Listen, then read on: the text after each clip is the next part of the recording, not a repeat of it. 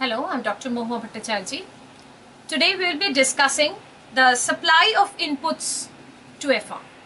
So long we have discussed the demand curve of labor, we have discussed the equilibrium considering the demand condition of the labor market or of the factor market. Now we have come to the supply section, because finally in an equilibrium determination you need both supply and demand. So long we have only considered the demand, and by which we MRPL and BMPL, all these things we have worked and we have discussed on exploitations and all. But now when we come onto the supply of inputs in the firm, it's a very interesting thing, because in labor market it is slightly different way, different than the commodity market. But generally when in the supply market we have got a direct relationship in the market. In a commodity market, a direct relationship with the price and quantity. That is, more the price, more the quantity to be supplied, because a producer always wants to generate more and more revenue. So as it sells more and more quantity, it gets more and more price, and P into quantity is its total revenue. But in the factor market it is not like this. In the factor market and in the labor market especially, it is said that there is a limit to which a factor can be used. So it is not something like that, okay, wages are going on increasing and labors are going on increasing and it will go on till the end limit. But it is not like that, because the wages or the working hours, there is a limit of 24 hours, and between which labors have to go for a leisure and the labors have to go for work. So now how they distribute the work and the leisure, that is obviously a very interesting section to be discussed. But before that, there are some basic concepts which has to be cleared to understand the market supply curve of inputs. There is two important concepts. One is the marginal expense and another is average expense. Because the moment you have come to the supply section, you need to know the expenditure part. So long we were concentrating on revenue part because we were concentrating on the demand section, but now we have come to the expenditure section because we are concentrating on the supply section. So now in the supply we have to talk about the average expenditure and marginal expenditure. So the average expenditure curve is also called the supply curve, which represents the price per unit that a firm pays for a good. So average expense, as the terminology itself determines, it is the average expenditure, or it is the per unit expenditure of a factor as you go on of the employment. And another one is the marginal expense. The marginal expense is something which is the additional expense for the employing one more additional unit of a factor. So in a perfectly competitive market, it is or in a fully competitive factor market, we have got a horizontal straight line of a marginal expense or an average expense curve.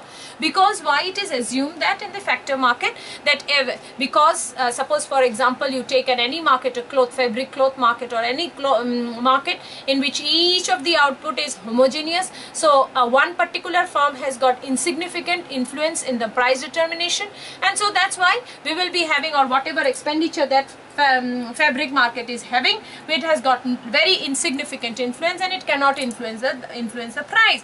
So that's why, suppose the rupees 10, the marginal expense is equal to average expense, and this is the MRPL curve, and so this is the equilibrium which determines the employment, the meters or the demands of the market which will be made.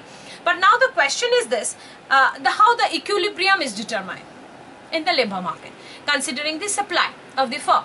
So as we know, the supply of the firm is something which has been determined by the marginal expenditure, which is nothing but the additional expenditure made by the factors by employing one more additional unit of a factor. So the point where the additional expenditure is equal to the additional revenue of employment, or by for the production, that considers to be the equilibrium point of the factor market. So this is the equilibrium in the whole total factor market, where we considering the supply and considering the demand of the factor together, and we are considering that this is the point at which both the producer and the labor market is in equilibrium, at the point when the marginal expenditure is equating the MRP. The marginal expenditure is also equal to the average expenditure, because why? This is only taken into consideration that we are not talking about any imperfect market.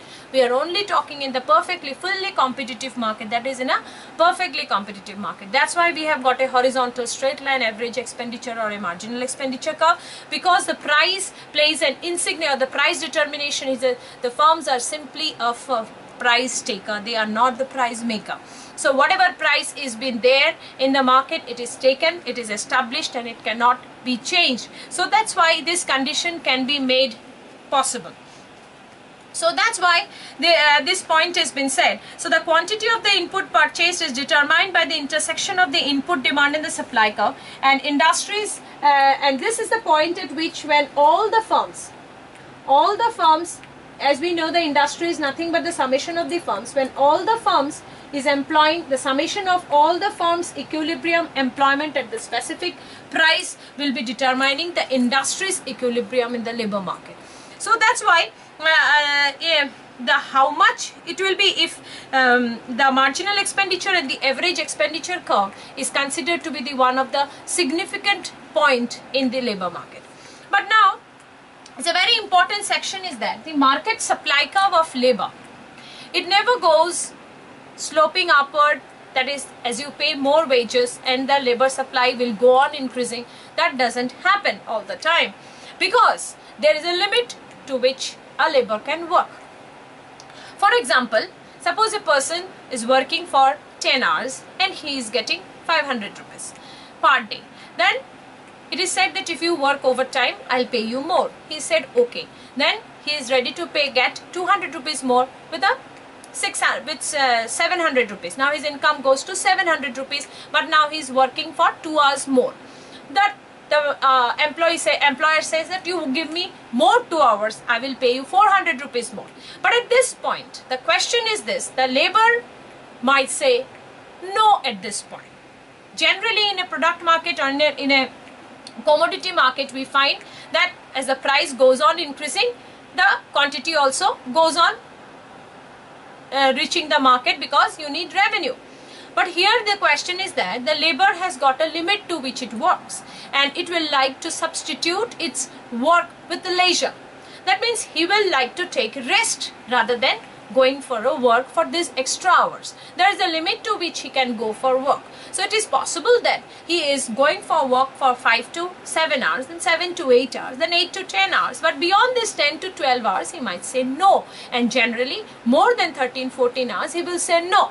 Because in this point, he has reached his minimum requirement, whichever is necessary for him. And so beyond this, he doesn't want any more earning, and he doesn't want to give his labor. So at this point, the supply curve bends backward. So that's why the labor supply curve is not the traditional sloping upward curve, but it bends backward. So this is a significant point in the factor market.